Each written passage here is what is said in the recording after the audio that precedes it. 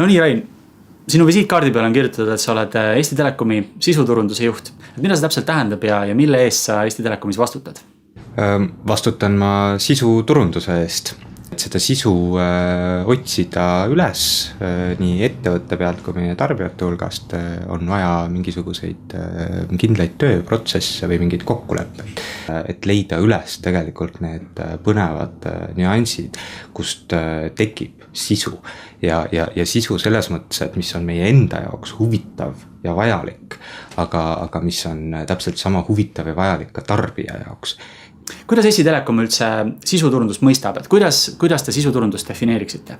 Sisuturundus lühidalt siis öeldes on selle suure turundussüsteemi üks oluline osa.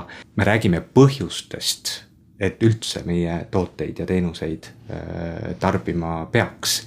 Et me selgitame sisuturunduses, me õpetame, me arutleme ja me teeme seda koos tarbijaga. Et sisuturundus on just see, mis saab nii-öelda ühendada tarbija vajaduse, tema reaalse elu ja selle meie pakutava tehnoloogiaga.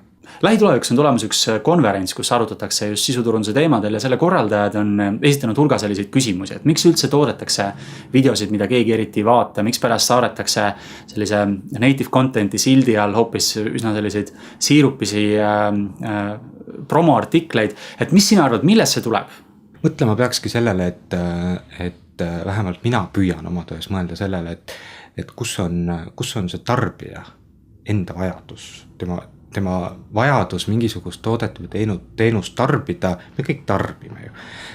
Aga kus see vajadus tekib, kus on tema nii-öelda päriselu või reaalse argielu seos selle vajaduse ja toote ja teenusega.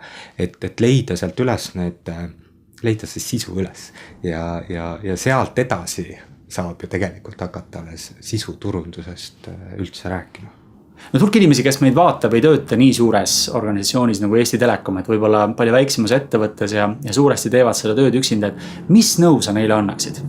Sisuturunduses sa ei saa, üldse turunduses ei saa, aga eriti sisuturunduses ei saa sa lihtsalt ühegi lati alt läbi joosta, sest sellest saab tarbija nii ehk teisiti kohe aru.